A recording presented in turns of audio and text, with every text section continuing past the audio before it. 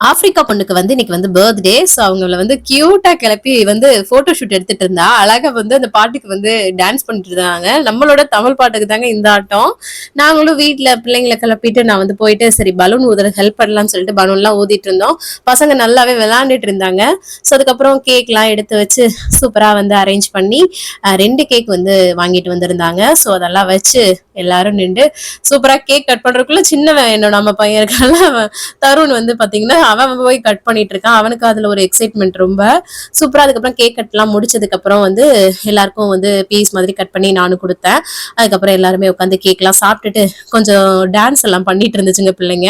அதுக்கப்புறம் கிஃப்ட் நம்ம கொண்டு வந்தோம் இல்லையா, அதையும் கொடுத்துட்டு அப்புறம் அந்த மேடமும் டான்ஸ் பண்ணிட்டு இருந்தாங்க, என்னையும் டான்ஸ் பண்ண சொன்னாங்க. நானும் கொஞ்சம் அப்படியே டான்ஸ் பண்ணிட்டு லஞ்ச் வந்து பாத்தீங்கன்னா சிக்கன் 65, அதுக்கப்புறம் ஃப்ரெஞ்ச் ஃப்ரைஸ், அதுக்கப்புறம் ஜூஸ் எல்லாம் வச்சு சூப்பரா லஞ்ச் சூப்பரா முடிச்சுட்டு வீட்டுக்கு வந்துட்டோம். தேங்க்ஸ் ஃபார் வாட்சிங்.